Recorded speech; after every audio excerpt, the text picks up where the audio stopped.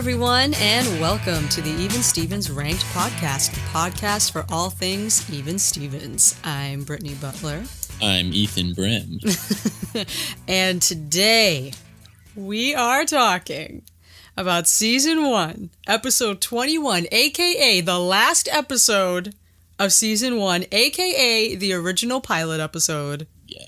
A week, first week. I like to call this Episode 0. Yeah, that makes sense. It's a pilot and a finale. Yeah.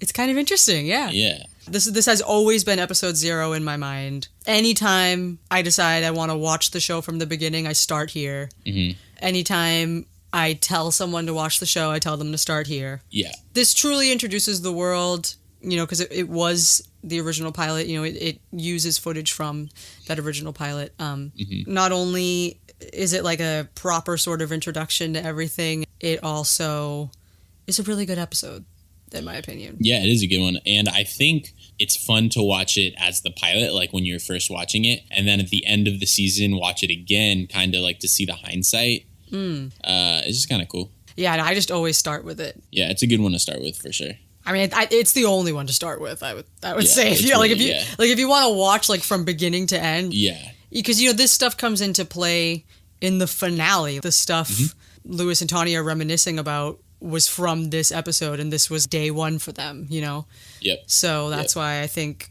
if you want to get the full extent of those memories and stuff, like starting here makes it all the more sentimental, I think. Yeah, definitely. I have this episode ranked number 3. This is legit my top 3. It's definitely one of my favorites. Huh. I'll get into it in my general, but you really like this one. But you, my friend, have this. Mine's 23. Which is, same number involved. Same number, so it's basically the same ranking. 3 and 23, yep. So before we get deeper into it, want to read an email that we got. Just today we got this email, actually. So this is from Jane. She says, "Hey guys, I'm so glad I found your podcast. I just started listening a few days ago and I am 3 episodes in.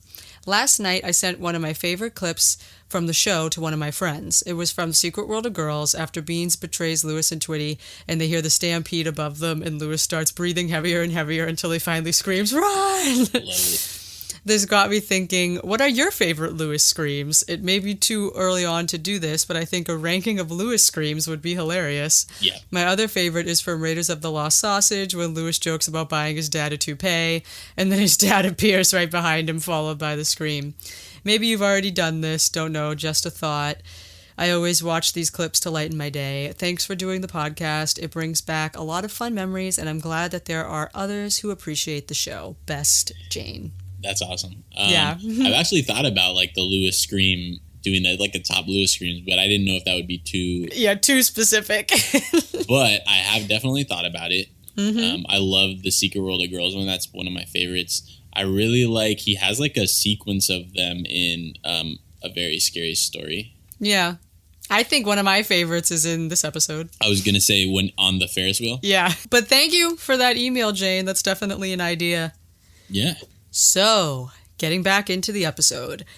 This one was directed by David Steinberg and written by Matt Dearborn, of course, because this was, mainly the original pilot. Did Tom Virtue mention something about David Steinberg, or am I... Yeah, he was the one that directed the original pilot footage. Yeah, this is the only episode he directed. And I'm wondering if who directed the Ferris wheel. Yeah, the Ferris wheel stuff. Yeah. I mean, I could see Matt Dearborn directing it because they're really short snippets. Because it is technically just a few shots of them just sitting in this one place.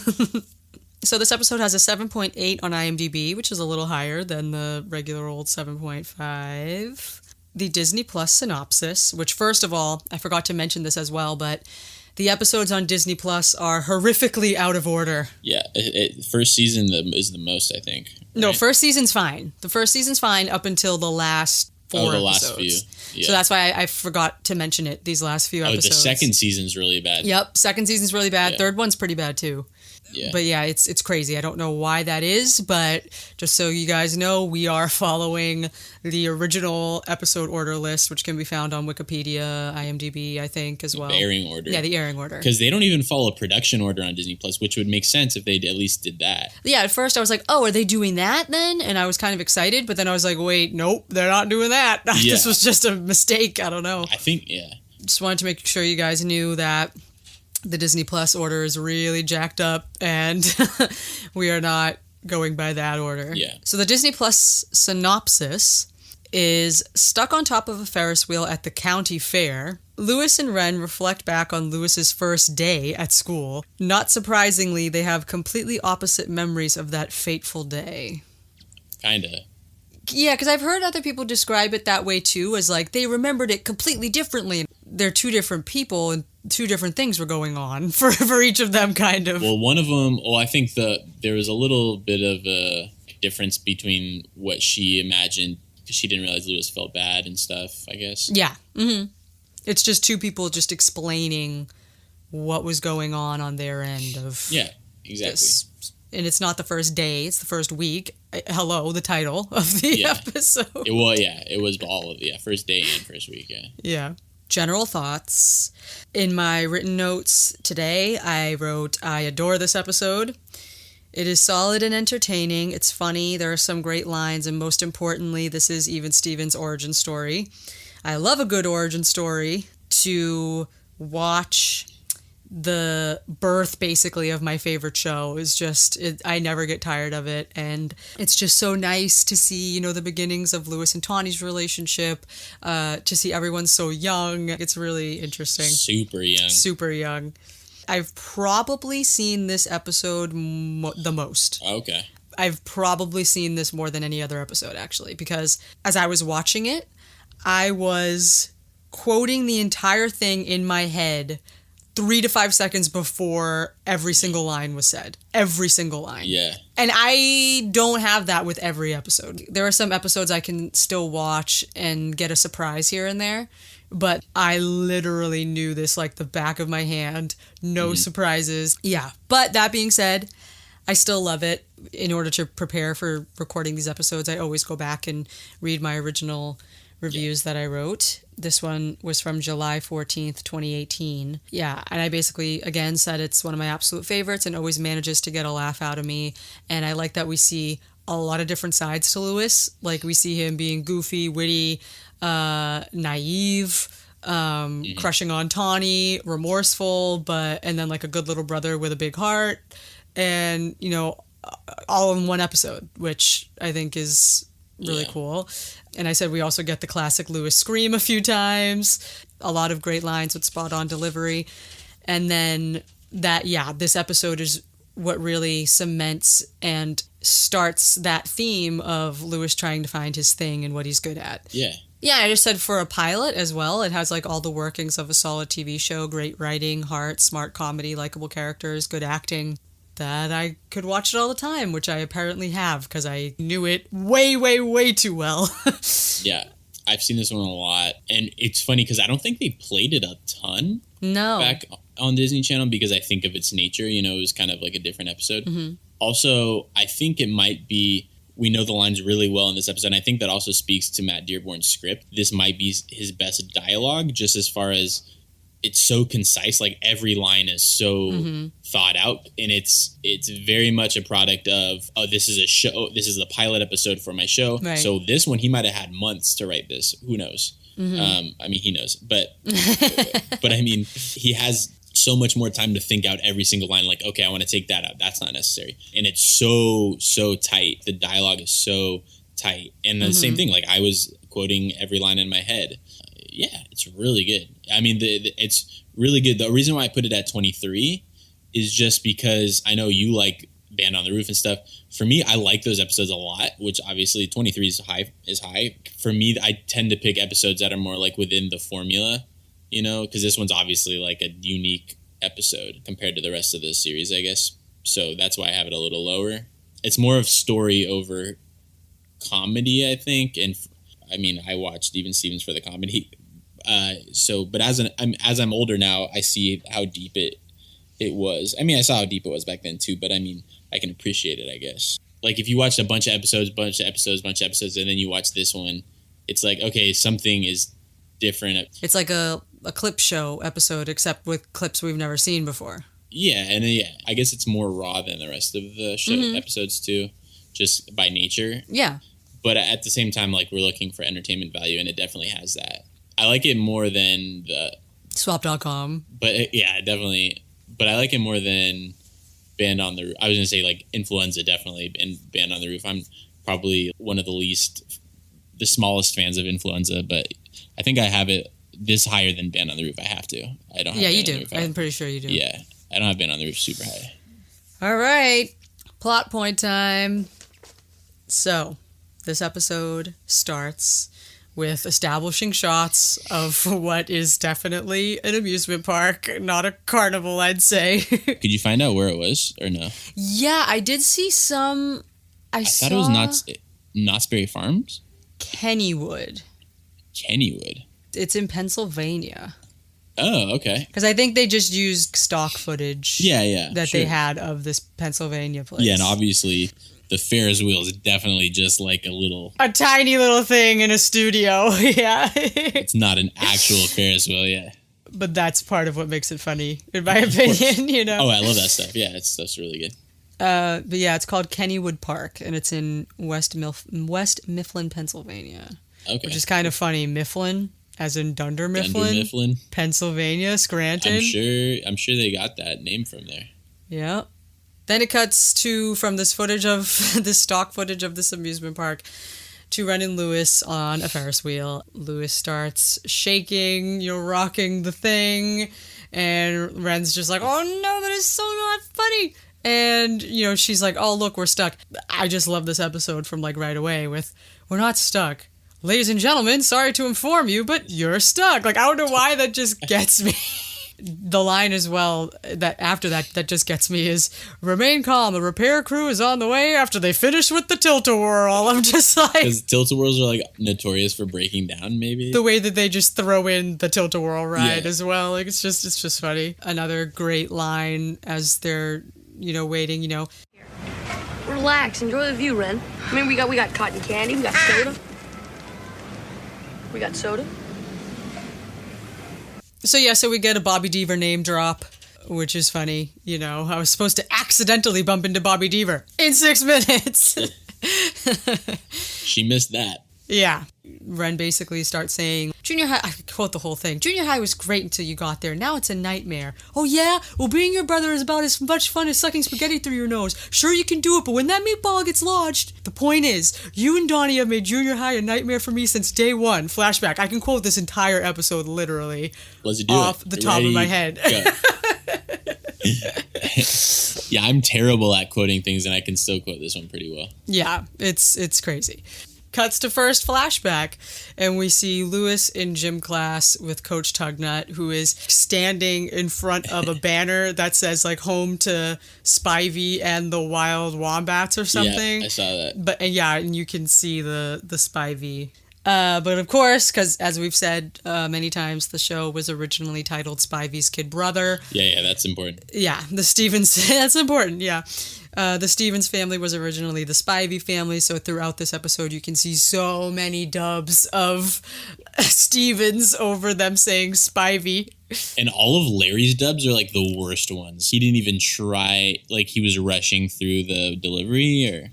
I was going to say for the sound mixing and all that stuff, I think they're all like flawless. The mixing's good. I'm talking about like the delivery, except, I mean, some of it, like the reverb's a little different, but some of it, the Wexler stuff's really good. But the Larry stuff, just how he delivers it is weird. Like, we're on stage. Like, he like says it in like a weird way that he doesn't even normally talk. Yeah. I mean, but he was being sassy in that moment, so. I guess, yeah, it was just weird. We'll get to that. But yeah, so in this scene, you can see, thankfully, like, Coach Tugnut's, like, further away in this scene, so you can't really see his dubs that bad. But in the better quality, you can, and if you watch it on TV, you can see it, that it's like he's saying, Donnie Spivey, blah, blah, blah, and you can see it. And that's why I'm saying, like, his overdubs are flawless. Yeah, Tugnuts are good, too, yeah. Yeah. Because they probably had him do the whole sentence over again. Yeah, and he's a voiceover actor, too, right? So he's like, Yeah, so, we get to see the whole the beginnings of Tugnut, Lewis being, in the shadow of Donnie freaking Stevens. And we get to see Tugnut's early love for Donnie right off the bat. I said this to Jim Wise. I mentioned it. It's funny because the series literally begins and ends with Tugnut. Yeah. And Donnie's like his love for Donnie. It's funny. Mm-hmm. And then, of course, you have to have Tugnut pull one of those cards. He's my brother. Oh, really? You're Donnie Stevens' brother. I would have guessed you were his sister.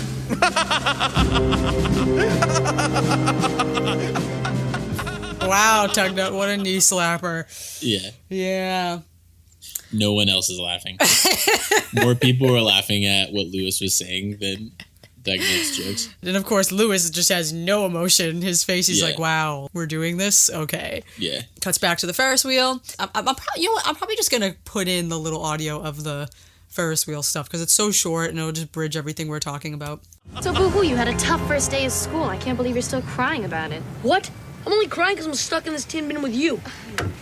Who ordered a pizza? Sorry, just trying to lighten up the moment. That's a great scream. That's the scream that we were both talking about, I think, right? That was the one you were talking about? Yeah, well, there's a few in this one, yeah, but yeah, Yeah, that's my favorite one, though. I love Irene. Yeah, she's really good. She's probably like one of my favorite one-offs. Yeah, she's a good one. She's so good. And her accent that she has going on, it's like this Midwestern Canadian Sarah Palin thing. Yeah, I don't even know. Yeah, it's definitely a combination. Well, she's a carny, so she's traveled, Yeah. She's seen the world. I mean, her first line, too, just to pop out of nowhere. Who ordered a pizza? I'm just like, this is just so good. Yeah. I love it. What is with, is the Ren, she has like this double headband thing. Was that like a thing? Oh yeah, you could buy, a lot of them came like that. But I know I know some of them came like that, but it looks like she has literally two different ones though. Well, then maybe she was wearing two just to have that effect. That effect. Yeah. And don't they match her like shirt? Yeah, they totally do. Irene Roman. What I love about this character is that she's literally not doing anything. No. She's acting like she's fixing it, but she's literally just tying a wire around a metal pole and pretending to use tools. Can you imagine? Yeah, it took her 2 hours. Like all these people are stuck on this Ferris wheel. If something went wrong with the Ferris wheel, it is not just up on this metal pole that happens to be next to Lewis and Ren. Yeah. Like, you know what I mean? Yeah, coincidentally, it's just right there. Yeah. It's definitely something that went wrong in the belly of the middle, yeah. Yeah, the part of the Ferris wheel that actually does all the controls everything. That's true. I didn't think about that. So she introduces herself. Irene Roman, Carnival Repair. I'll have you out of here in no time. Do we have to tip you? I'm in no mood for razzing, boy. I just had a funnel cake that ain't sitting right. Just ignore him. That's what I try and do. This whole thing is his fault. Oh, I doubt it. Unless he did the wire job that shorted out the Jenny. You see, professional talking. She blames me for everything. Keep me out of it. First rule of carny repair, don't get emotionally involved. When are you gonna stop throwing that first week of school in my face? When I stopped throwing up just thinking about it, don't forget I was the one who was running for student policy monitor. Another great quote I love from Irene is, first rule of carny repair, don't get emotionally involved. Yet she does. Yes. Really bad. Really bad. But it's also just funny that, really, that's the first rule of carnival repair. Yeah. I love it. And then we get another flashback, and now we get to see the beginnings, I guess, of the Larry Wren rivalry. And there's that one extra that does that really flat line delivery. Yeah. Thanks, Ren. It's about time someone unseated Larry Beale.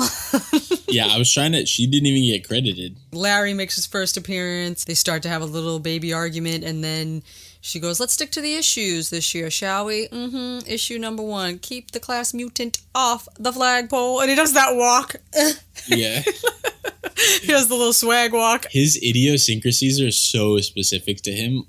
Yes. He has very, specific idiosyncrasies. Yes. Just his gestures and the way he moves his hands and walks and stuff. Later on, there's more of that, and I love it. Yeah. I was laughing. And then, little brother dude's up on the flagpole.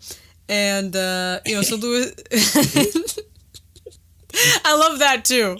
I know. I love how he says flagpole twice. Yeah, it's so funny to me. The way he says that's it, and dudes up on the flagpole. Dudes up on the flagpole. Look at that. Look at that.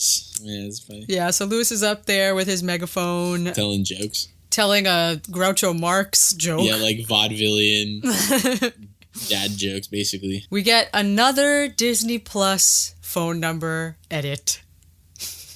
Oh, really? Yep. Where they edit it as? So the original is that Lewis tells this joke. I'm Louis Stevens, one of the famous Stevens. My sister's Ren Stevens, and she's in 8th grade here at Lawrence. Louis, what are you doing? There she is now. Remember, that's 1-800-HONOR-ROLL. Operators are standing by. They completely cut out that whole line. I mean, it's an 800 number, so it's not like 555. Yeah. So that makes sense, I guess. Mm-hmm. Whoever edited this picked the worst time to cut it out. They should have cut it where he says, there she is now. Then they should have cut it. But they left in, remember. And then just cut to the next part? And then they just cut. Yeah. Yes, and so, Wexler shows up, and again, Larry, out of the man's way, out of the man's way. I'll have my people look into it, sir. Yeah, that's it. Larry, please. Yeah, I have my people look into it. Like, Ivan's gonna go check out why he was on the flagpole. Yep. So then Ren formally introduces, I guess, Lewis to Wexler by saying, this is my brother, and on behalf of, my family, I want to pre-apologize for anything else he may do this year. And Lewis falls off the flagpole, a very momentous thing to happen. Everyone crowds around him, asking if he's okay. And he looks up, and through the few heads of a few people there, he sees Tawny peering over, looking at him. The most beautiful set of eyebrows he's ever seen. Don't you love the smile here, by the way? He's so squinty. Yeah. Can he even see her from how hard he's squinting? Yeah. But it's just so cute. The way he's just like, it's like right away. Yeah. He's like, look at this girl right here. He's like, ooh, who dat? Wow. Yeah. Love at first sight. That just made me feel something right now. Obviously, love at first sight, such a cliche. Yeah. But I'm like, yo, this is legit, though. Yeah, it happened. It happens. Like that is what happened. I mean, obviously, it wasn't love at first sight, but like to know where this relationship goes. Yeah. It's just, it makes you think like, wow, there really is some validity to seeing someone and thinking, So then it cuts to Lewis in Principal Wexler's office. The first of many visits, I would think. And I love Wexler in this episode. It's a very different, he's like very understanding. And I'm the principal, you're the kid. Yeah, I like him a lot in this episode. I love it. Yeah, he's like, oh, you want to meet people? I mean, we got clubs, organizations. Got clubs, He's very like loving almost. It's funny. Yeah, it's so sweet. And I think obviously it's because he doesn't know Lewis yet. Yep. And he will learn. He's on his best behavior with this new student. Yeah, he'll learn. And it gets really, not emotional. I mean, kind of, yeah. Where he's like, so why'd you do it? And he's like, I just wanted everybody to know who I am. That's why I just love this too, seeing his beginnings as a character and how insecure, Yeah, his vulnerabilities. Yeah, he's really, he's super confident, but at the same time, he's really insecure. Yes. And I think, he's extra confident. To overcompensate? To overcompensate for his insecurities, yeah. Yeah. And that's, I guess, like one thing we talk about, like swap.com, some aspects it's a good first episode, but it's more about the sibling rivalry than it is about his role in the family, which is what at its core this series was based on, was about him. It was about Spivey's kid brother and about, like Dearborn said, like, oh, it's just his kid brother. Like, no one knows his name. It's just so-and-so's kid brother. And that's what this series was about, and that's what this episode covers, or even like Steven's Genes covers, whereas swap.com is more about the Ren-Lewis dynamic. I mean, with the way this episode's edited with the Ferris wheel, you get all of that. With this, I think. Like, that's true. Yeah, you get the sibling rivalry, and you get... Yeah, this would have been a really solid pilot. First episode. That's why I always watch this one first. Always tell people to watch this one first. Yeah, that's a good one. I mean, genuinely, yeah. And then you got Tawny. Like, the only person that's missing is Twitty. And I think we've said before, like, I wonder if Twitty even existed yet. He probably didn't. Yeah, probably not. Also, that was actually one of my questions I forgot to ask Matt Dearborn. Was I was going to ask him what the concept, like what Twitty was, how it came to be, because he wasn't in this episode. Yeah, they probably just realized, wait, we got to give Lewis like a male best friend or something. Yeah, like somebody. Steve and Eileen aren't really in this one either, but still. Yeah. Kinda, I guess, technically. Yeah, I mean, we're introduced. Yeah, we know who they are. Yeah, we're literally formally sort of introduced to everybody in this scene. Yeah. Well, and it's probably because, for those of you who haven't listened to our Tom Virtue interview, there was an original mom actress who wasn't Donna Pescow.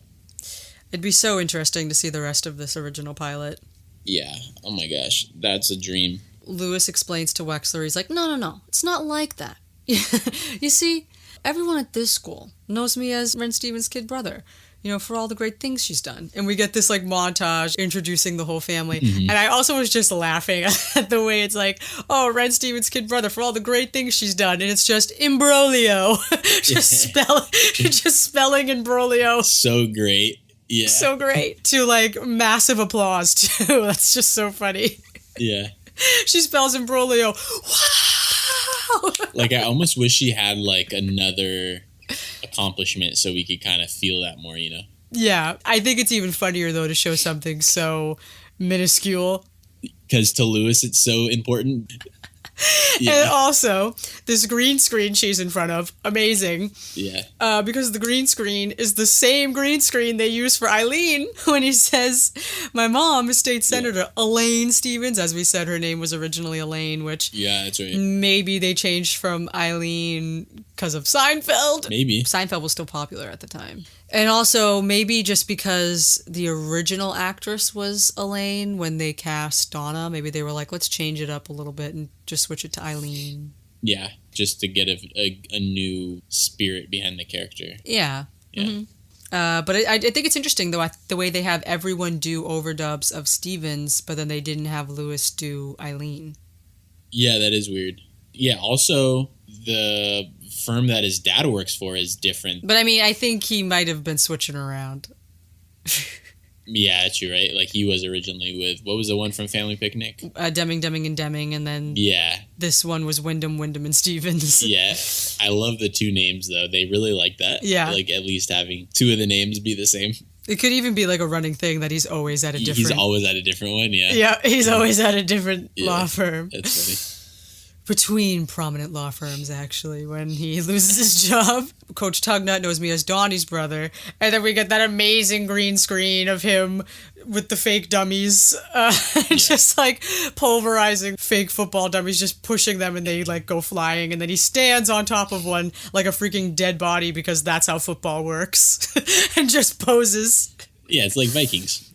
When he says, my mom's state senator, Elaine Stevens, they show footage from the Democratic National Convention from like 1988. Yeah. Just Eileen just basically floating in front of this like giant crowd. I love just the very obvious bad like FX and stuff, It's fully embraced, which makes it hilarious. Yeah, that's why it's so good, yeah. I just always laughed at the fact that the crowd is exactly the same for Ren's spelling bee. And Eileen's thing, I guess they decided to kill two birds with one stone and hold the California State Spelling Bee back to back with the Democratic National Convention. All right, for those of you who want to stick around for the spelling bee, remain in your seats.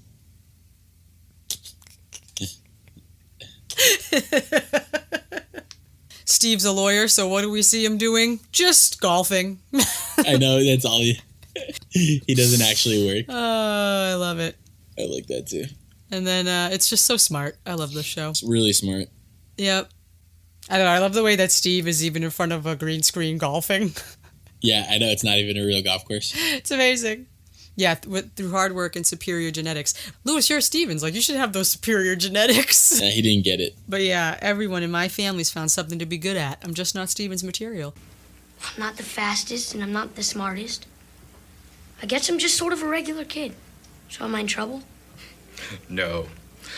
But listen, we may not know what you're good at yet, but we'll find something, okay? I love that. Like, that quote right there. Me too. That's such a big part of the show. Yes. And like I said, like, I related to Lewis a lot when I was a kid, and that kind of embodied that sentiment, I think, of trying to find yourself. Especially when you're in junior high. You don't really know. I don't think anyone really knows who they are yet. I think it's an interesting it's a sentiment that I latched onto definitely right away. Mm-hmm. I think Lewis too, he has a lot of interests. Yeah. So sometimes people who have like a lot of, like, I have tons of interests, and sometimes it's hard to kind of pinpoint one that you want to spend all your focus on, you know? Oh, yeah. And I think Lewis has that same thing. And that's how I kind of justify the transition between, like, we say Lewis the comedian, Lewis the musician, even Lewis the mechanical engineer. Yep. Yeah, I think that's how you justify. He has a lot of different things he's into. Obviously, comedy was, I think, the core of it. That's not going to leave you. Like, you're either funny or not funny, right? Yeah. And I mean, obviously, he's funnier than anyone else in his family. So, yeah, I think that's one that he just didn't really think he could realistic. I think he can make himself noticed with it, but I don't think he realizes that he can actually do anything that is anybody will give it any credibility. He's funny, but like that's not going to get him anywhere. Exactly. Yeah. Well, I don't want to get into reboot talk again, but I swear, if that were to ever happen and it was done right, and Shia, God willing, came back, it would just be so nice to see some sort of plot line with Lewis having some sort of successful career as a stand-up, or like even like he's struggling, like he's trying to make it, right? Like like a Miss Maisel thing. I could see him being successful underground somewhere local. He'd probably be about like 35 maybe or so. He's probably the same age as Shia. Well, no, because Shia's a couple years older than Lewis, so maybe 32. I mean, but Shia's 33. So then I guess he was closer than when the show started then, right? So if it started in 2000, he was 14. So Lewis is what, 12? I mean, he's in the ballpark. yeah.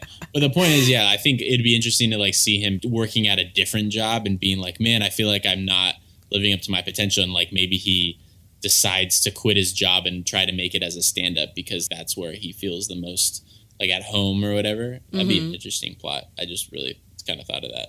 Yeah, I've always said that maybe that job could be engineering of some kind. Yeah. Maybe we know that like he ended up going to college for that or something, realizing that it's like, because he could do all this stuff. Like they used it to support his gags, that it's just like, hey, this kid can literally build amazing things from nothing. It would be cool to at least see him turn that into something. And maybe the conflict can be, but Lewis, you're really good at this. Like you're the best like at our firm or whatever, you know, and you're really good and you're getting paid a lot. Like his family would be like, but you're going to like waste away this like 6-figure job for something that you have to start from the ground up, pay your dues and work for free a lot, you know? Like that'd be an interesting dynamic too. Yeah. Like what if it like started off with Lewis actually having everything together? Yeah. And then he loses a little bit along the way and then has to build himself back up. Yeah. And he'd be like, I've worked so hard to people to take me seriously. I used to be a clown, and like now finally people are taking me seriously. You know, so why would I just go do comedy? And then someone would be like, because you're meant to do it. You know, something like, you know, obviously like not that corny. A Force ghost appears somewhere. A Force ghost of Hayden Christensen. Qui-Gon. Qui-Gon comes down to just Qui-Gon. That'd be killer. Qui-Gon. Star Wars reference. Yeah, like something like that would be cool. There's something there. Yes. It doesn't need to be as formulaic as everyone thinks that they want it to be. Like it could be something actually meaningful and actually along the lines of the show. Honestly, this just got me another idea for an episode because I feel like there's so much more to talk about with this right now. I think we need to flat out do an episode. We build. Because we were thinking about this too, like doing an episode where we write an episode and like we write it like bouncing off of each other like we were just doing. Yeah. Or, you know, like you come up with a plot. And then we like a concept and then we build it together. Like we each come up with a concept. Yeah, that'd be cool. Or like maybe like, like you start with like an opening idea and then I take that somewhere else and then you take it somewhere else from what I said. That's killer. And like we build it that way. Like that game. Like, what's that game? Like the campfire game, right? Mm-hmm. Definitely. Yeah, that could be super fun. Yeah. But now I just thought of one. We should do one where it's like we write the reboot. I definitely want to do that episode now. Yeah, that'd be super fun. Really fun. Yeah. Yeah. But anyway, there's so many possibilities, I think. Yeah, definitely. Yeah, so this whole scene basically really sets that theme for Lewis, and I love it. It's such a heartwarming thing, like we were saying with that Wexler quote of him just saying, you know, We might not know what you're good at yet, but we'll find something. And yeah, good luck. And I love how we see Tom for the first time. Yeah, it's great.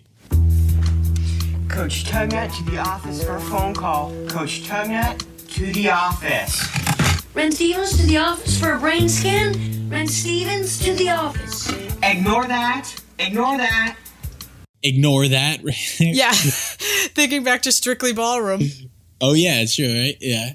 Like, imagine being at that school and hearing Red Stevens to the office for a brain scan. Ignore that. Ignore that. Why wouldn't she ignore that? Like, why would she think, oh, I have to go to the office now? Oh, it's time to get a brain scan. Did they ever say Tom's name in this episode? I don't think so. I don't think so. Yeah, you're right. I didn't really Now that I think about so, I don't think they say it. It's just you're the AV guy. Yeah, you're right. They don't say his name. Which is crazy. That is crazy. Maybe they thought he was going to be a one-off. But he's just too good. You got to bring him back. They knew what they had. They were like, this guy's killer. Yes. Like, we got to bring this guy back, yeah. Yes. I'm glad they did. He's one of the best. Mm-hmm.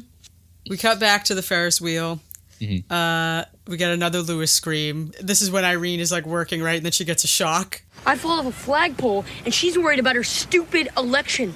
No! Ah! Dad, I'm out of here. I can't deal with this anymore. Hold on, scaredy pants. Just let him go. Sorry about that. I got distracted by your story. So he tries to leave? Yeah. Where's he gonna go? He's going to climb down. I love it. I'm like, you were at the top of a Ferris wheel, honey. Like, where are you gonna go? And then like Ren's saying too, just let him go. I'm like, like how tall is this Ferris wheel? It's a kiddie Ferris wheel. Irene mentions that she had a brother, Marty. Marty was an obnoxious, annoying little worm.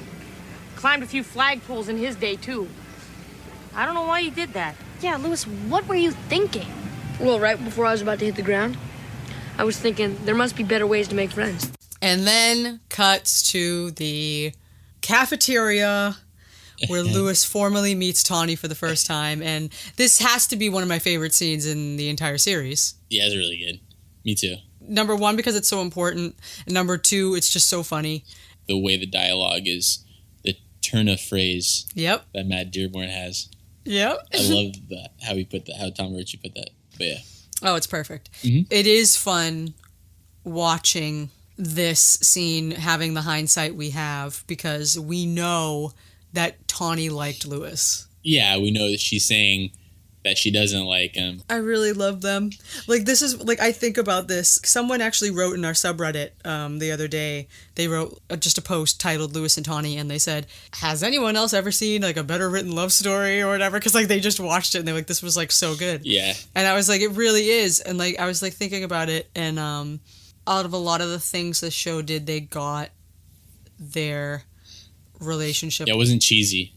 And it wasn't unhealthy. Like, it was real. Just like this natural sort of thing. There was like a realistic jealousy. There was realistic, insecurities, I think, too. Mm-hmm. Like, that stuff really happens. And it wasn't anything forced. No. When I see teen relationships, like in shows today, there's always like so much unnecessary drama. Yeah. People just being toxic to each other the entire relationship. Like, just terrible. But I think it works that Tawny has so much perspective, though. Exactly. She's definitely wise beyond her years. Arguably the wisest character in the show. So you have someone like that who just always grounds your ridiculous main character who's like a bonkers half the time, right? I mean, and we love it for it. We love him for that. But like at the same time, you have polar opposites in a sense, but at the same time, they're also very similar. Yes. And that's just what makes it work so well. And they look very similar too, as we said. Right. I wrote like a really detailed response to that person's post because I started just going off. I was like, oh my God, I love this little pairing. They are so precious.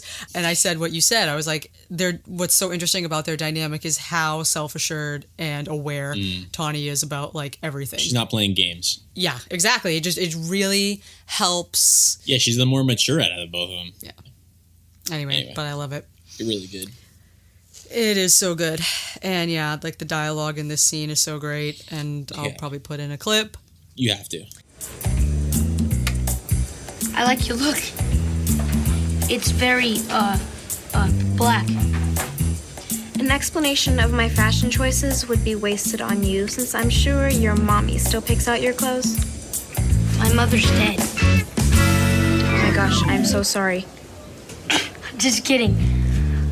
Actually, she does buy my clothes. Unfortunately, she's blind. Let me guess. Just kidding. Bingo. My mother's dead. I think you shared that you like said that joke to someone before, right? Yeah, I think yeah. So when I was a freshman in high school and we were trying out for basketball, maybe it was like a month in, there were like 40 dudes trying out for basketball. I went to a private school. There were maybe 250 people in my class. Anyway, we're all waiting outside the gym, kind of just like hanging out and stuff.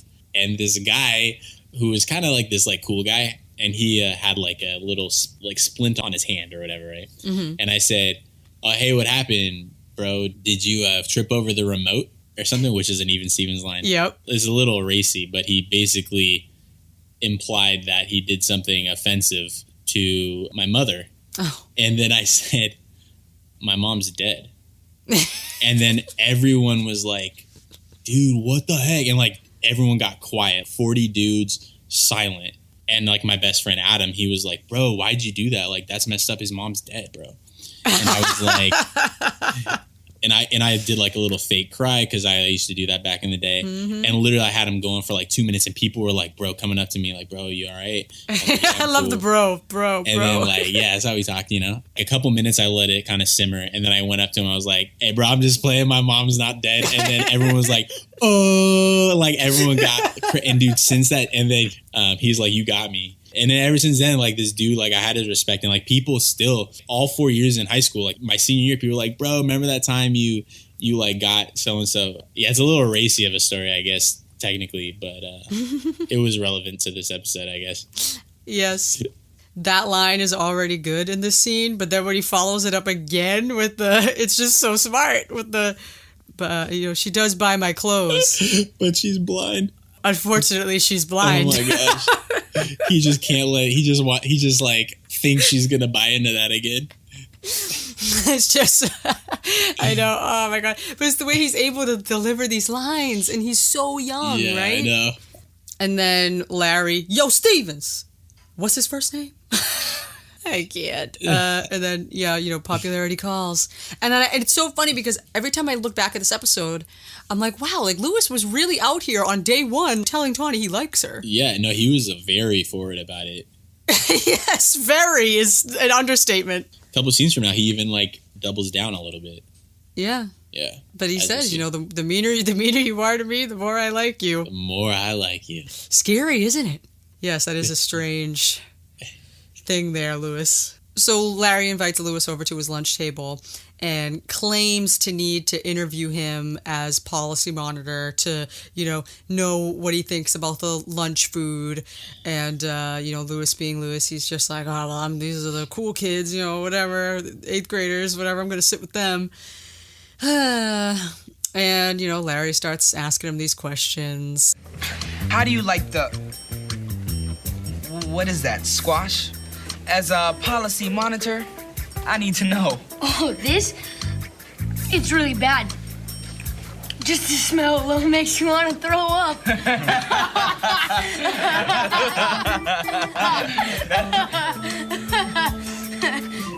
Thanks for your honesty. This weekend, Alvin and I are planning to go put on our lederhosen and go hang out at the South Creek Mall. You want to come with us? Lederhosen? Aren't those like leather pants? Shorts. You're kidding, right? Why on earth would I do that? You sure now? What do I look like, an idiot? I'd walk around South Creek Mall naked before I do that. Okay, then I'm bye. Lewis, he's, again, still trying to play it off like he's so cool, right? "Oh, this stuff? It's really bad." It's really bad. This is when I said to you another time where he goes, "Ivan and I are looking to put on our..." Yeah, I couldn't remember what this guy looked like for some reason. He was such like a throwaway. Yeah. Ivan.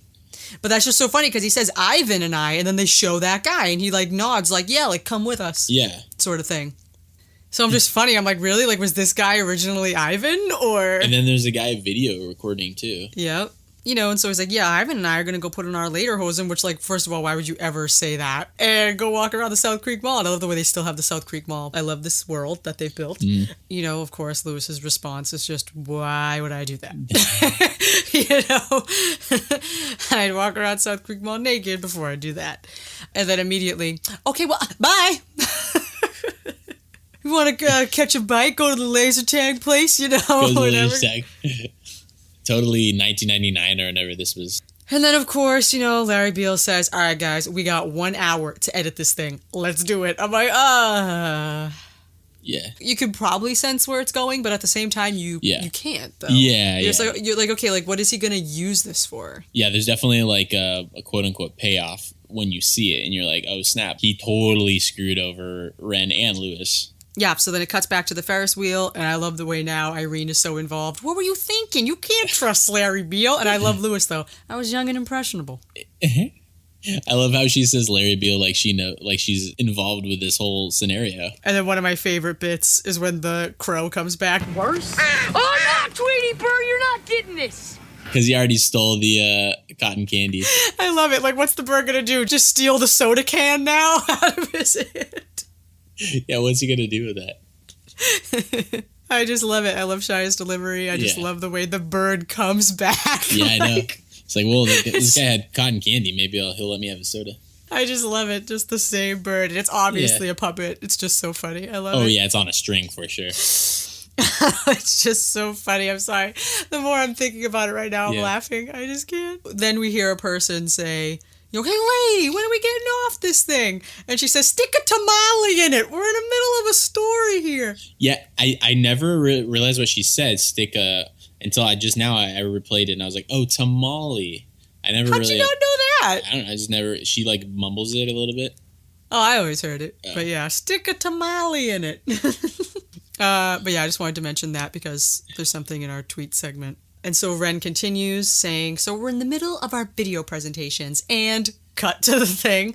And we see Ren's cheesy as heck video. She thinks she's so amazing at all this. And it's just like, girl. Like people are going to be super pumped about health food. She's so out of touch, as we've been saying. She's so out of touch. And we get a really bad overdub from her too. Yeah. On the TV screen. Yeah. Ren Stevens says yes, nutritious lunches, because she believes, a healthy student is a happy student. Like, what is that laugh? She's so out of touch. And the way she's watching herself and she's doing the laugh with herself and laughing, and oh my god. So, vote Ren Stevens because it's the right thing to do. Yeah. She's just like patting herself on the back. And it's understandable why Larry is like vomiting in his mouth probably. Because it is cringy. Like, if I was Larry, I'd be like, I want to beat this person. So then cuts to Larry's video, and it's just so sad. It's really bad. It's really sad. And then you know who I am, Larry Beale. Great definition. Yeah, thanks for explaining it. Exactly. So I ask you, who's Ren Stevens? That's what I wanted to know.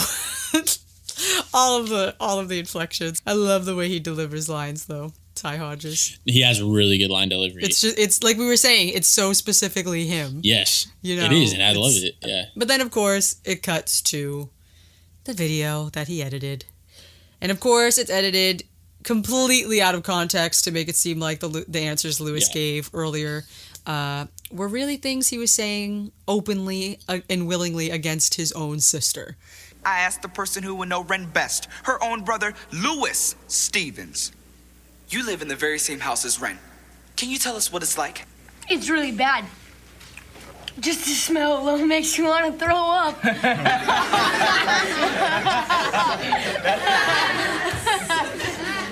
So, are you going to vote for her? You're kidding, right? Why on earth would I do that? You feel that strongly. What do I look like, an idiot? I'd walk around South Creek Mall naked before I do that. So it's like living with Ren smells bad instead of it being the food tasting bad. Yeah. And that and it also is just so it's bad too. With like, so are you going to vote for her? Why would I do that? Yeah. He would only stoop so low when it's in reference to his sister. Like he's not going to throw her under the bus like that. No. Yeah, no. he would never do Never. that. Ever. No. Yeah. Ever. And he literally would never do that. Like, yeah, what's that one part that I love? He's like flat out says that one time. I'm trying to think. It was like at the end of an episode. Sibling rivalry, right? Yeah. Yeah, where he's like, Ren, like you're my sister. Like, I'd never do you like that. Yeah. Yeah. Mm-hmm. Totally. And that's like the peak of it, right? Yeah. He almost did it. That would have been the worst thing he ever did, but then he didn't do it. Mm-hmm. Totally. Man, see, this conversation's really making me be like, wow, I love this show. Yeah. I think it's taken us like to get back to like the actual real beginning right now. Yes. The actual inception of these characters, I guess. Yeah, because we get to see what the intention was behind them. Obviously, having the hindsight we have, knowing the rest of the series so well. Yeah. To like be talking about this episode now has just been really kind of emotional for me. Like I'm getting really emotional. No, totally. It's definitely. Wow. I mean, and you see the spirit of the show at its core. It really doesn't veer away from that. Too many instances. There's a shift in overall tone, but yes, definitely. The storylines at their core usually have some sort of thread of this. And even though the dynamic, like they add characters, Ruby, Monique, Beans, the dynamics kind of change externally, but within the family, the dynamics are pretty much always the exact same. I mean, they heighten it for like comedic purposes, like a lot more. Yeah, exactly. It's it's more over the top, maybe, but yeah. Mm-hmm. Yeah, and so this whole thing with Larry's video, I was thinking, this is Larry Beale's worst moment. Really? Because you turn a family member against? Because we talked about, what was the other one we said? The jokes. The jokes, yeah. That was bad. That's like straight up plagiarism. But think about it this way. There's that level that it was just a personal attack against Lewis, like, you know what I mean? To steal his jokes. But this is flat out publicly being like, I'm going to make everyone think that you were turning against your sister like this, and it's jeopardizing Ren's campaign. But I think for me, because it's in the context of like a campaign where there's smearing going on all over the place anyway, and that's just kind of inherently what happens, unfortunately, but it doesn't justify it, but it makes it make a little bit more sense within that. The other one was just like, I don't know, he worked so hard to do something, and then to have someone take it from you, to me is I mean, they're both terrible, obviously, but that's why to me it feels worse. And especially because it's Lewis, and this was his chance to be everyone to see how funny he is. Yeah. Whereas this was like, okay, it's campaign smear. That stuff happens. And the fact that we were able to see Ren get him back by doing like the same thing, you know, it kind of makes it feel like, okay, like this is just what happened. Yeah. You know, and now, like we were saying, like knowing what we know, that he would never do that to his sister, to have someone present it to the school. Here's what Lewis Stevens said. And it's not what he said. And maybe because Lewis didn't care so much about how it affected his reputation, more of how it affected his sister, and he got him back in the end. I feel bad for Ren. We can't forget that too, though, in this moment. Yeah, like, of course. in this moment. Yeah, in this moment. I'm talking, when I'm saying this, I mean just like in this singular moment. If this were to happen to you in school. Yeah, I mean, her speech would have been embarrassing anyway. And I know. Video presentation was embarrassing. I mean, we said she's out of touch, but I mean, I feel like there's an inherent sense that these kids get that this has been manipulated, and it's more of just like a humorous aspect. I feel bad during both of them, but the take my sister, I don't think I ever feel as bad in this entire series as that exact moment. No, I do too. Stealing someone's art, like as an artist too, like stealing someone's creation, like that, it bothers me so much. Yeah, no, of course. I mean, you know too, yeah. I mean, I know if someone stole my songs, I would be livid. Exactly. Yeah. Whenever Larry starts saying the jokes and they cut to Lewis and then they cut to Ren's reaction, like, I always want to cry. Like, it's definitely, I mean, it's definitely impactful in this situation too, but yeah. Yeah, so then that's where it would have cut to a commercial. Then it cuts back and we just see like footage of the amusement park, and then suddenly Irene talking. So there I am blowing my heart out. She's like, and now she's just like sitting with them on the seat, like relaxing, talking about how her brother Marty put soap bubbles in her tuba. I'm just mentioning this because I never laughed that hard at her just starting a sentence out of nowhere, like coming back from a break, just silent, and then, so there I am. Like, you know what I mean? Yeah. I never really laughed at that until I watched this episode for the first time with my cousin, Keith. And it was his first time watching this episode. And when this happened, he just laughed. And then I just suddenly thought it was hilarious. And that's why I want to watch more episodes with him. It was really fun. Yeah, different perspective. To see it, see what parts he found funny that maybe I haven't found funny. And with fresh eyes. Yeah, because when you sit and watch it next to someone who hasn't seen it, you're trying to see it through their eyes too. Yeah, especially if you've seen something a million times. It's sometimes like I just gloss over things that I've heard him, countless times. Probably another one of my favorite lines is here, where Lewis says, This is great to see that you two are bonding, but aren't you supposed to be fixing something like the Ferris wheel? Don't rush me, Marty. I'm not Marty. Yeah, from what I hear, you're just as bad.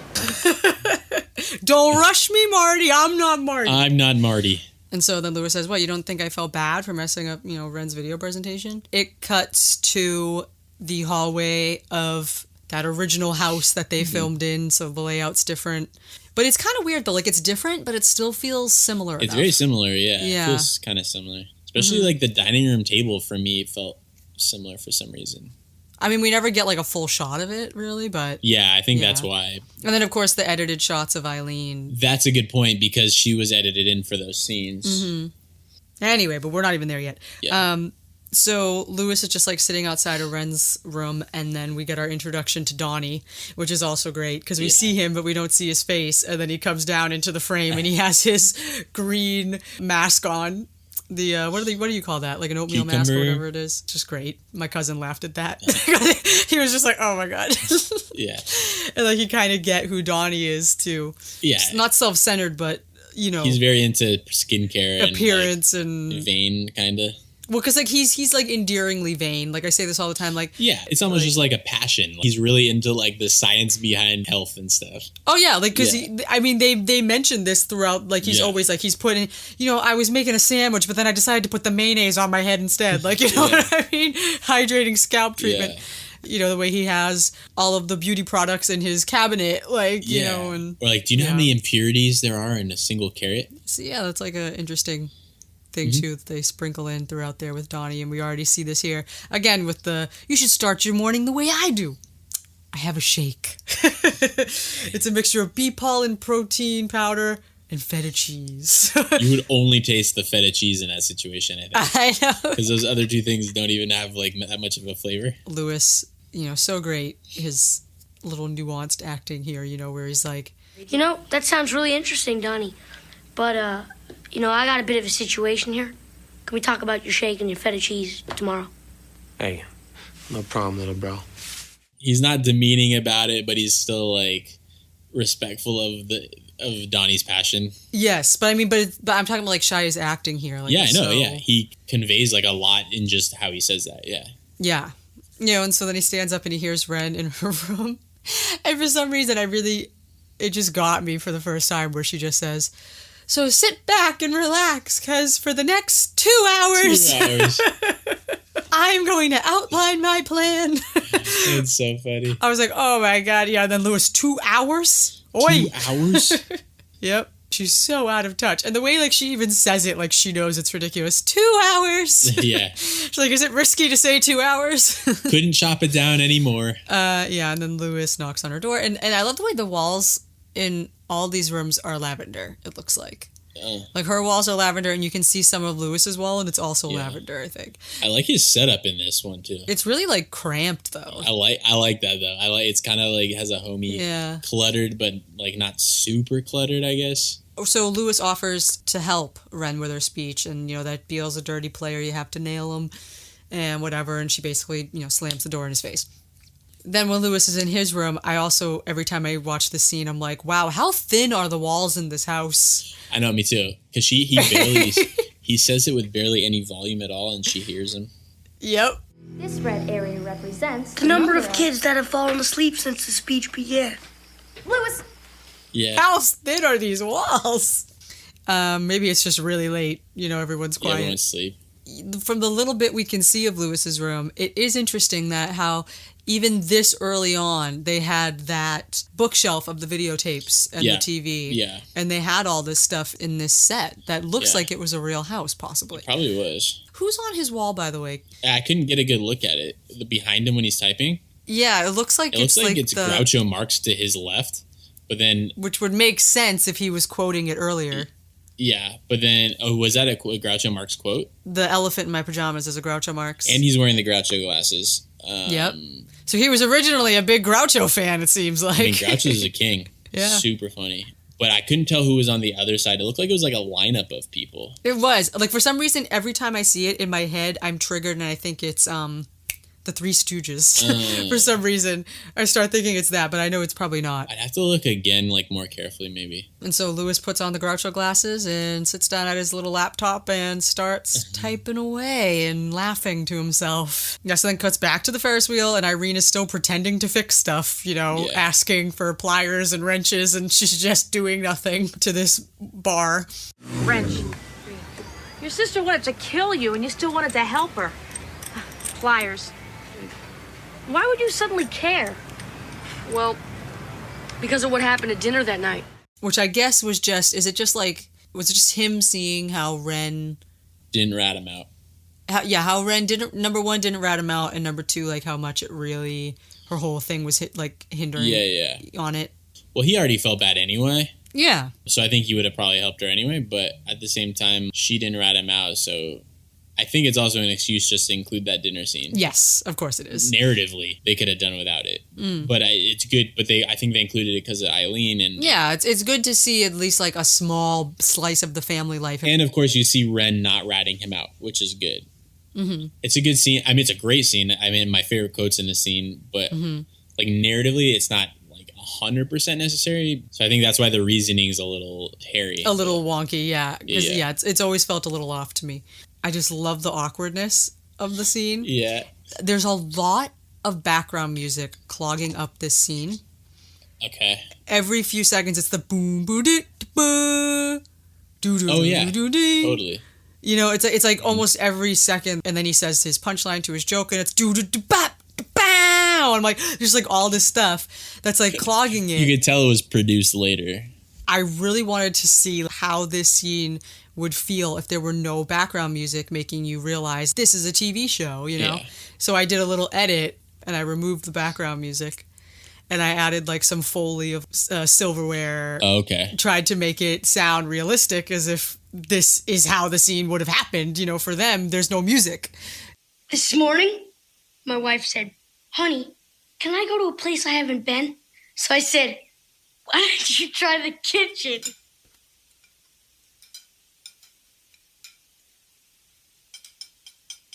Okay. But this was just so much fun. When you have Lewis say this joke, which is like number one, like one of the oldest jokes in the book. The family's reactions have aged amazingly. Oh no, I love, and Steve's just like confused, like and Eileen, she like widens her eyes a little bit, like, wow, so you went there today. Yeah, I love her eyebrows, yeah. So good. The way she goes, okay. Would anyone else like to share a part of their day? As if that was part of Lewis's day. I know, that's why, if there's any doubt that they cast the perfect actors for the parents, this totally solidified their choice. Yep, oh my God. So good. Because he says it out of nowhere, you know, this morning? He's like, he can't even contain it. I don't even think I understood what that joke meant when I was like 11 years old or 12 years old. Yeah. It's supposed to be funny, so I said it at dinner.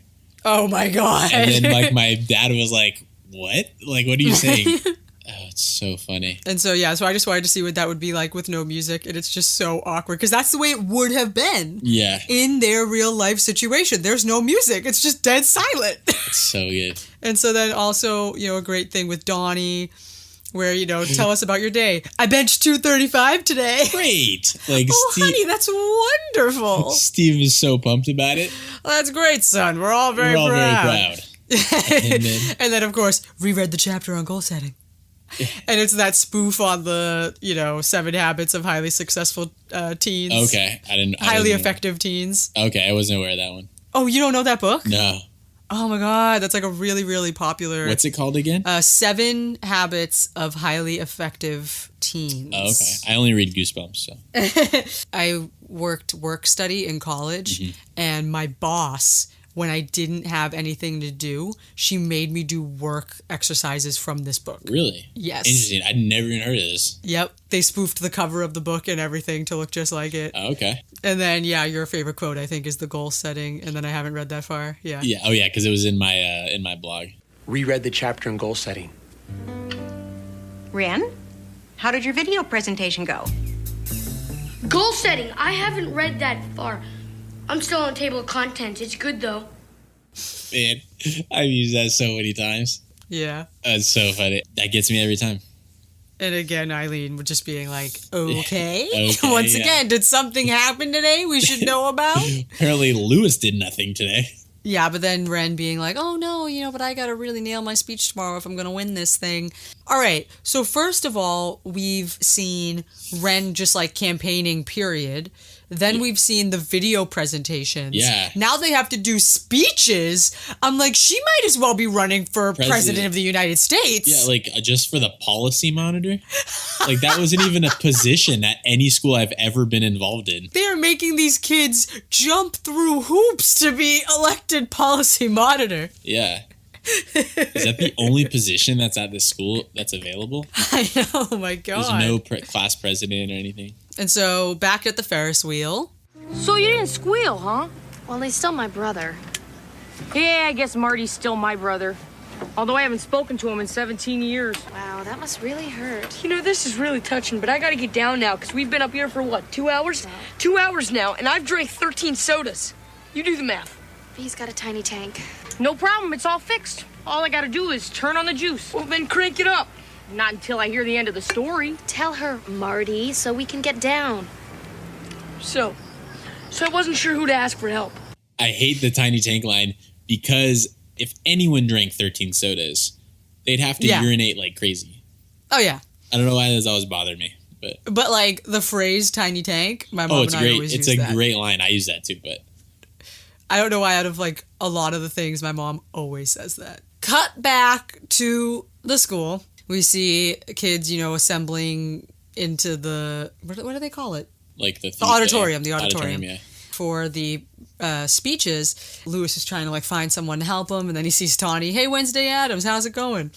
My name is Tawny, okay? So we hear the very first utter of the name Tawny. There you go. Yeah. Her proper introduction there. Oh, yeah, he says, pleasure to meet you. I am, I know, everybody knows, you're Ren Stevens' kid brother. And that's literally the core of what the original show was. Yes. Lewis segues into this thing where it's like, I know, we barely know each other, but my mom and I were talking about you a few nights ago. She says that you like me. Yeah, right. Oh, I know, I told her how you give me mean looks and how you try to avoid me, and she said that's just what girls do sometimes. So Mom's wrong, huh? Very. Okay, so I'm a dork. That's okay.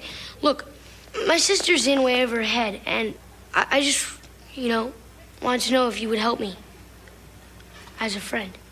And it's just so funny because, again, like I said, watching this with hindsight, we know, like she flat out says on more than one occasion that she liked him from literally day one. Yeah.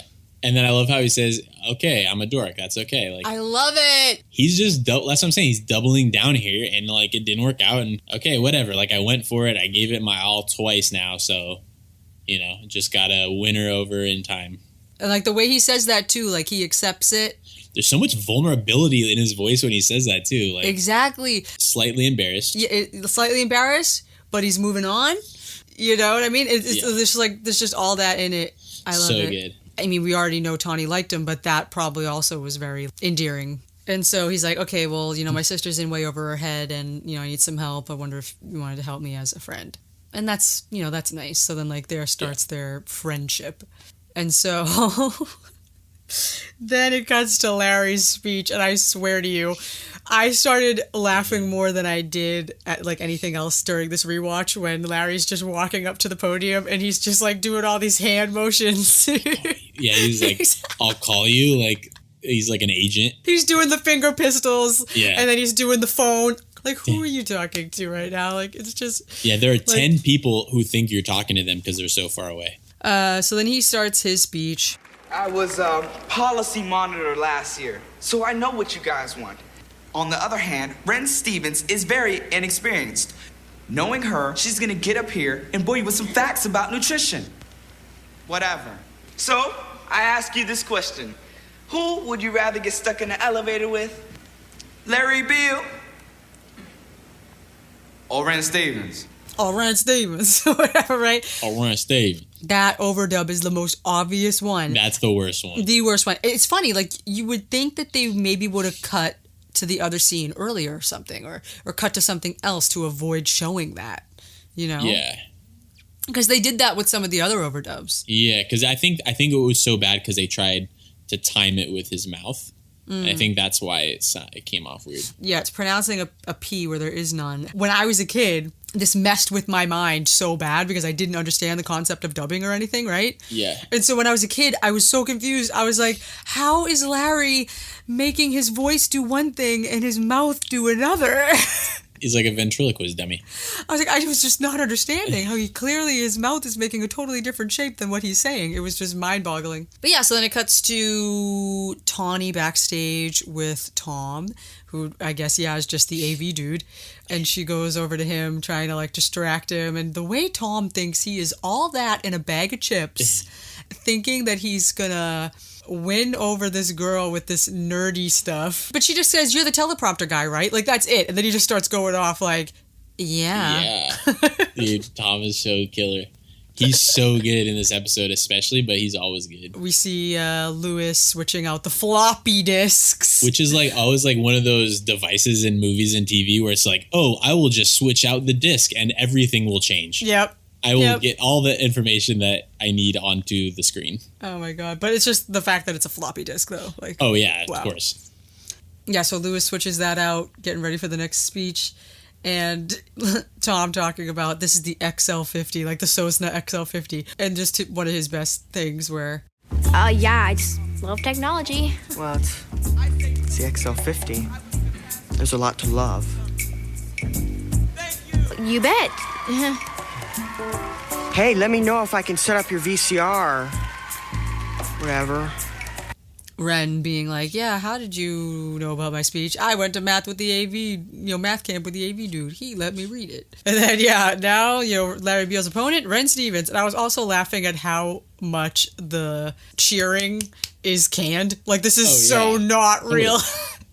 And that I also noticed that auditorium, it's got to be an actual auditorium, so it's probably filmed at the original school. Yeah. I don't know, but it's weird. All the screaming sounds like it's at an arena. Yeah, and that definitely is stock. And it's like, who would be cheering that much for Ren Stevens to come up and do her speech? Nobody cares about these speeches in school. Like, everyone's like, oh my gosh, we get out of class is great, but we have to sit through these speeches. But yeah, so, like, the amount of cheering is just so funny. Yeah, they're going bonkers. Yeah, so Ren gets up to do her speech and looks to the teleprompter, and suddenly there are all these edits about Larry Beal's body odor and his, the body odor is so bad it's affecting the resale value of his house. Okay, would kids laugh at that, though? Real estate humor. When I was a kid, I wouldn't know what the heck that meant. Yeah, I'd just be like, oh, she's making fun of his body odor. But I was just sort of like, would I have laughed at these jokes as hard as these kids are laughing? Like, probably not. No. Not that one, at least. Because it goes, first of all, it's way too long. It's true. In fact, last week, a realtor told Larry's parents that his BO was so bad it was affecting the resale value of their house. What? I'm like, I'm not going to laugh at this. I'm not going to be a 12-year-old and laugh at that. Like, yeah, these are like Jay Leno jokes. Yeah, like late night show monologue jokes or something like, which I guess, that's Lewis, so. Yep. Yeah, then, so she's like, yeah, it's really not like me to personally attack my opponent. So if you turn your attention to the easel at my right, I'd like to talk about the cafeteria food and the ill effects of poor nutrition. And then it's like freaking Larry Beal's head on a sumo wrestler. Yeah. Which I'm like, what is that trying to say? I know, because it's obviously not Larry. Oh, yeah. But it's just the way, once again, like, Wexler is just dying laughing at this. Yeah. I'm like, what kind of principal is this man? I'm like, first of all, I know, like you said, like, yeah, like, smear campaigns happen, but I feel like they both would have been disqualified for doing the things they did. If Mr. Feeney was their principal, yes. If you got up there and was just, like, saying stuff about kids' body odor. At least, yeah, in 7th grade especially. Going up there, like, showing this nonsense picture of him. Well, even in high school, you would get in trouble for that. And that's all she does, by the way. All it is those things she said in the speech, the picture, and just talking about his GPA. Yeah. I mean, I guess they kind of imply that it might have gone on longer, but because it's kind of like a montage, like a mini montage of like two little things. But then that's it. And then she's like, do I want an irresponsible student policy monitor? I didn't think so. She said nothing about what she'll do. Also, his GPA is probably completely wrong, too. Oh, yeah. Because he's like one of the top students. But when in like junior high and high school elections, like nobody... You only have so much power, right? Like, yeah. You really can't get anything done that you say you're going to get done. I was in government like in 7th grade. And like all you do is you sit in a meeting with like the teacher who's the moderator. And then she just talks about like events that are coming up. And you all just pitch in ideas. I was on student council in middle school. Yeah. And I didn't even remember that I was. That's how little I had to do. Oh, yeah. You do nothing. I was vice president or whatever. And I did nothing. I still have my pin. I have a pin that says like student council, and it has 3 little words that like describe what great people we are, like respect, dignity, like whatever, like all this stuff. Yeah. And I could not tell you what my position was. I don't remember. It's totally just like an experience thing, quote unquote, you know. I remember running though. I remember doing my campaign. I remember I just realized maybe this is why Larry trying to sabotage Ren gets me, because when I was running, the 8th graders were telling everyone not to vote for me. Really? Yes. Crazy, because you were in 7th grade? Yeah, and they were just being really mean. I don't know why. But you won, though. I did win, yes. Yeah. But these 8th graders, they were like tearing down my posters, and they were like... yeah, that's messed up. They didn't get in trouble for that? No, they teared down my posters, threw them away. Uh-oh. They were saying like, don't vote for her. Super petty. Yeah, I was like, why are you doing this? Maybe that, because I just remembered that. I was like, that unlocked something in my head. Yeah, man, that's probably, it hit a nerve. Yeah. Yeah, definitely. I also made homemade yearbooks every year for my class. I made homemade yearbooks, made multiple copies. You were Ren Stevens. Yeah, I guess maybe. I made homemade yearbooks. I went around, I got everyone's picture. I got a quote from everyone. I did surveys to do like superlatives and stuff for everybody. I collected all that stuff. I typed all this stuff up. I printed it, put it in like an actual folder that you open, and there's like 3 prongs that you can put 3 hole punch stuff in. Yeah. That was like the cover of the yearbook, and I had like a girl in my class do artwork for the cover. Holy cow.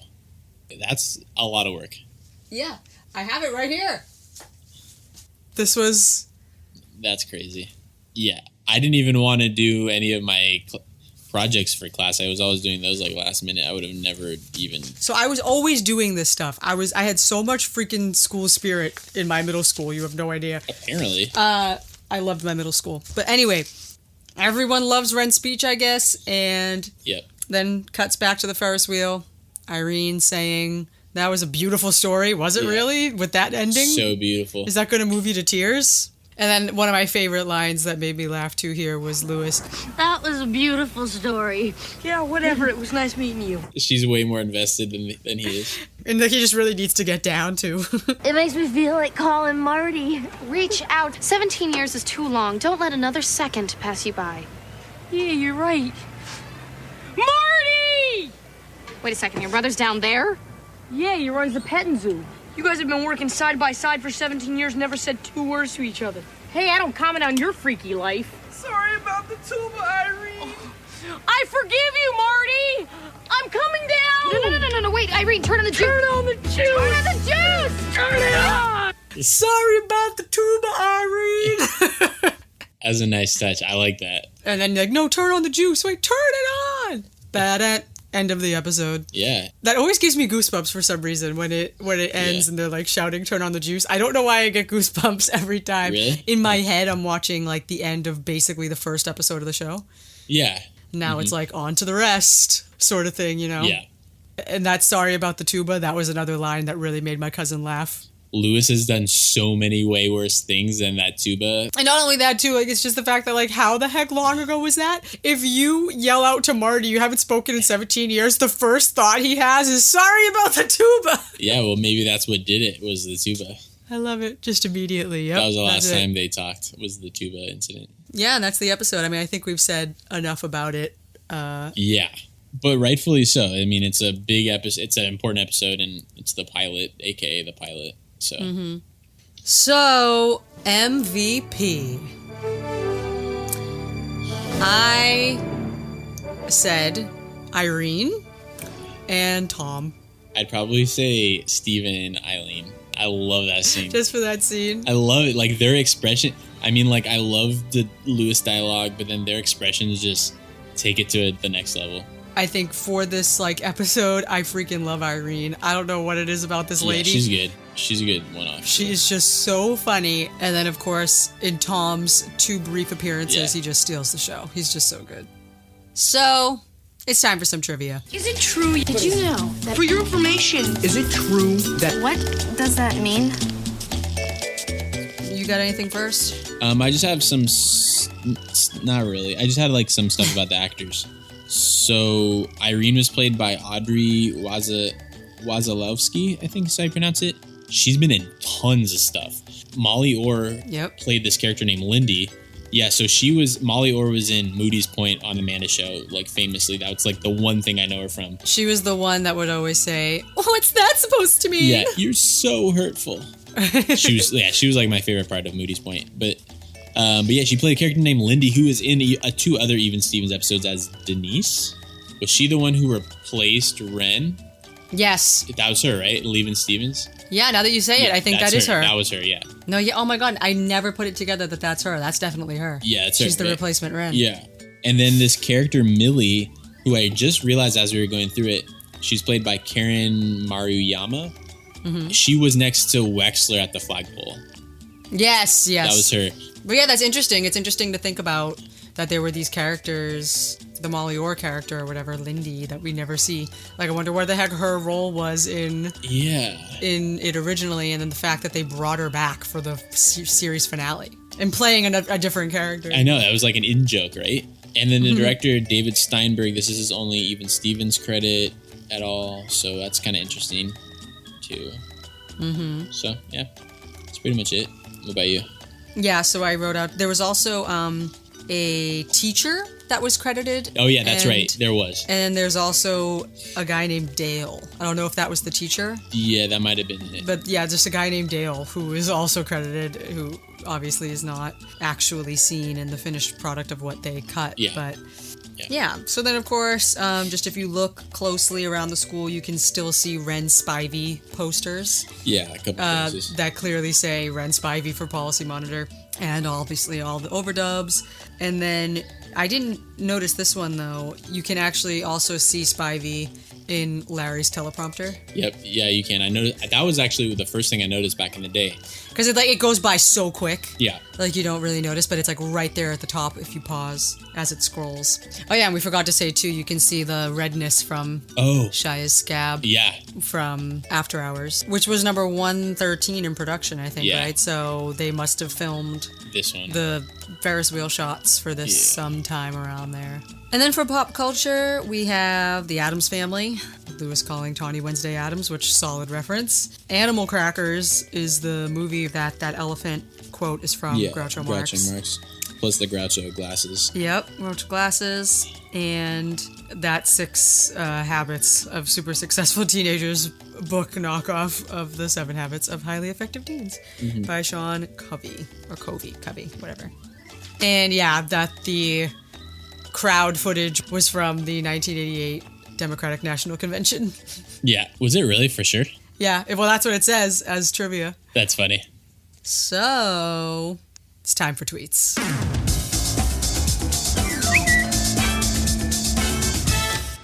At Chad Law was writing to someone and said, "Yo, let's kidnap TJ Washington and hang him from a flagpole like Even Stevens."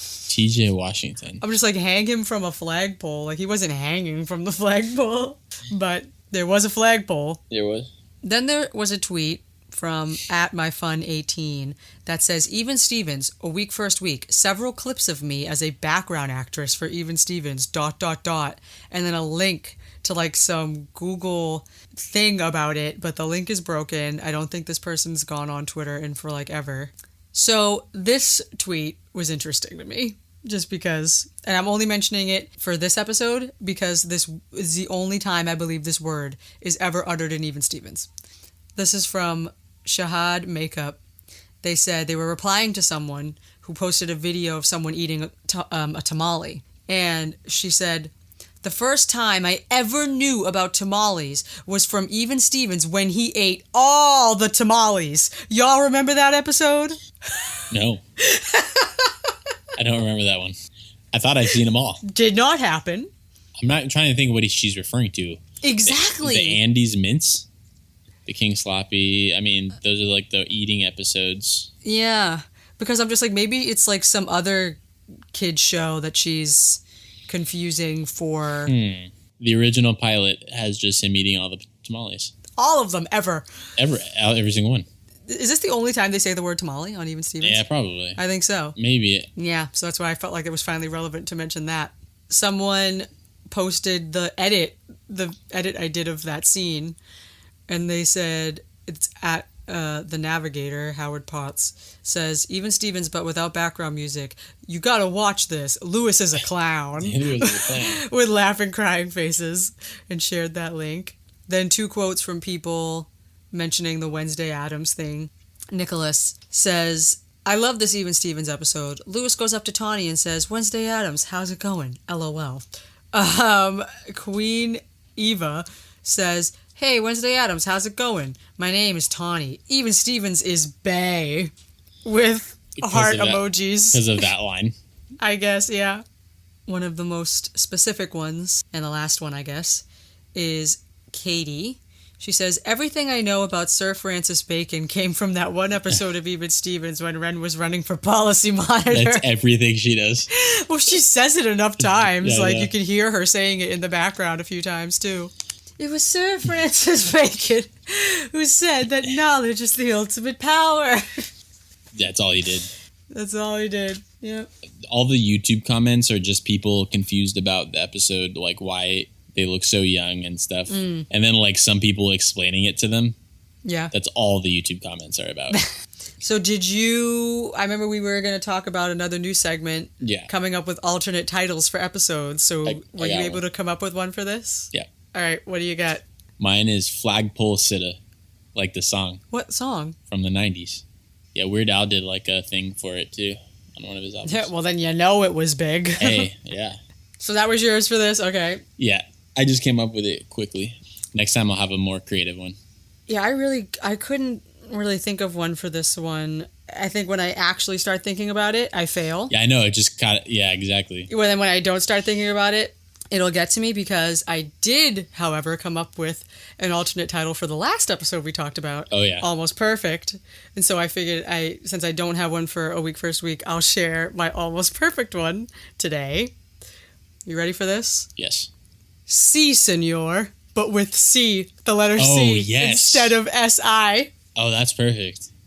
I should use like you know how I send you the files and I put like weird names on it? I should just use those. Yeah.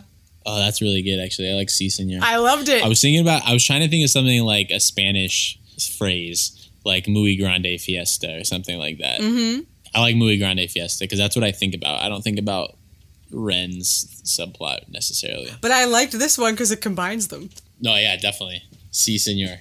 Final segment before we get to a tiny bit of news for you guys, just to get you excited for our next thing.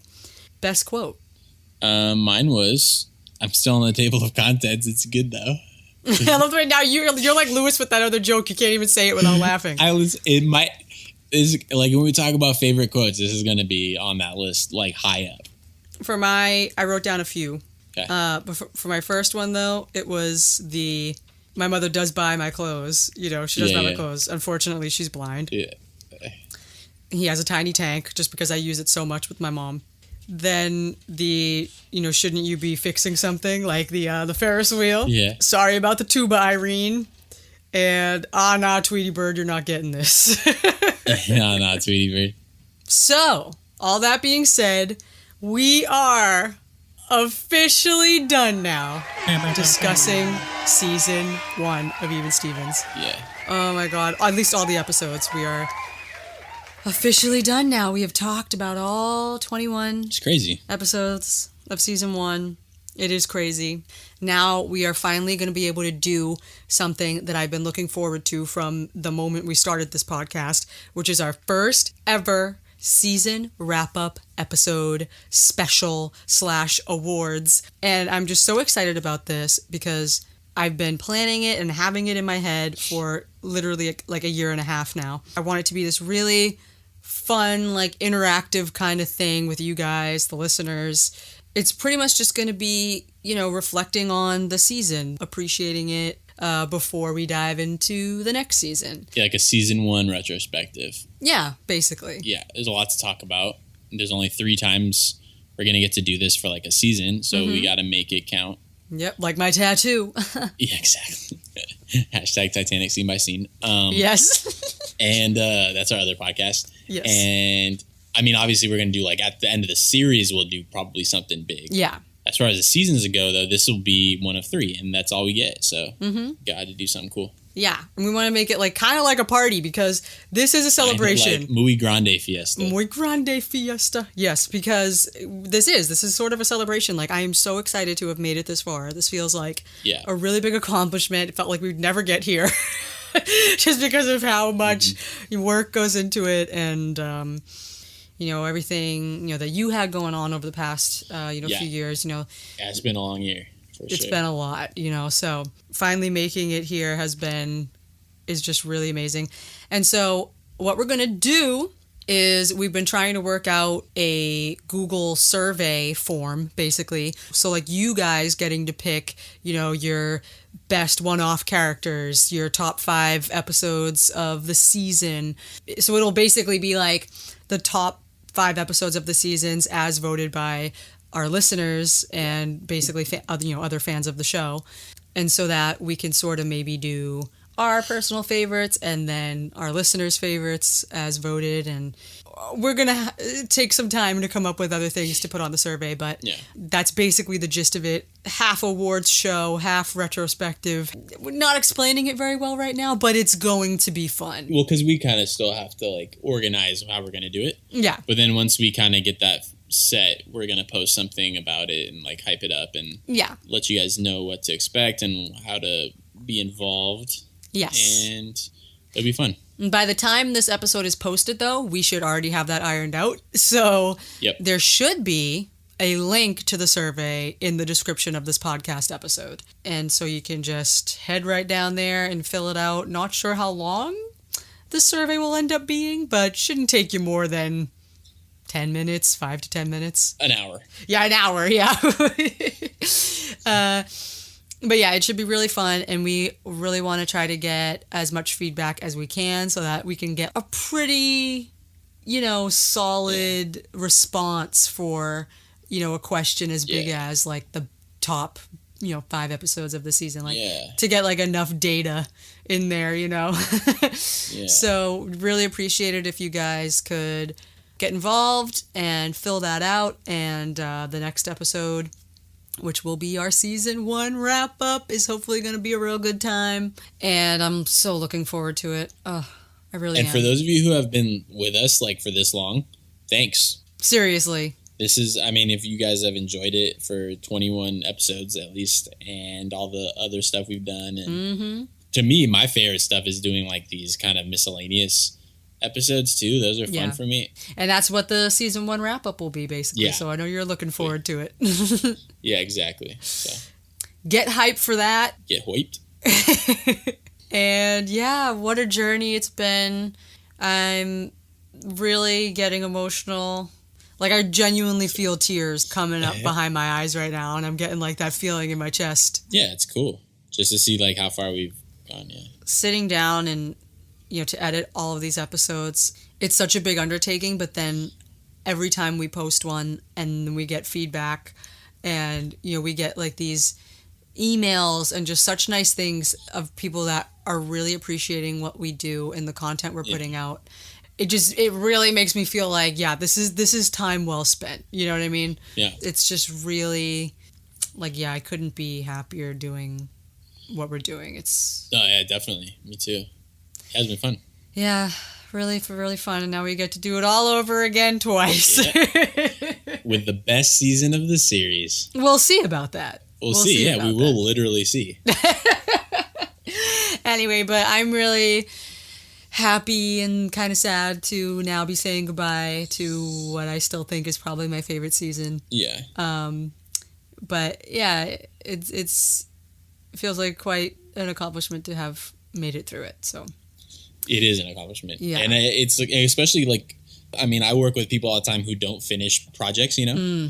Especially like in our industry, like a lot of projects go unfinished. Like, and I've seen people abandon projects that had tons of potential and never amount to anything. And just the fact that we actually sat down and are doing this and we're still doing it and we're not going to quit. And we had like moments where it was like, it was hard for me and it was hard.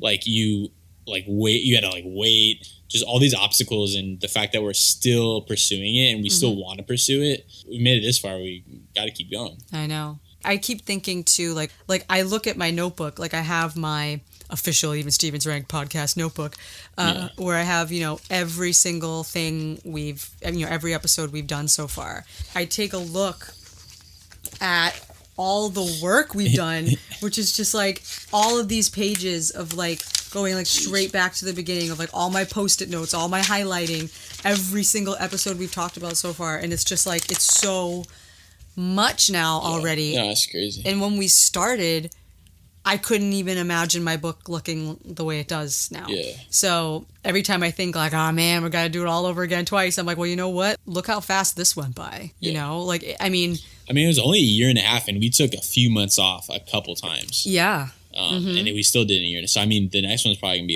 be like a year. I mean, I have us planned to go to mid-2021. Yeah, okay. I have scheduled this out. So about a little over a year. So if we're able to stick to it, you'll still have us for until like I have it planned to be done by August 2021. Yeah. Yeah. So we'll see how that goes. But for now, get excited for the wrap-up episode. Please fill out that quiz survey form thingy. We'll be really excited to see where you guys are at with the season. Yeah. Thank you guys so much for listening. Follow us on all of the socials, Twitter, Facebook, Instagram, evenstevensranked.com.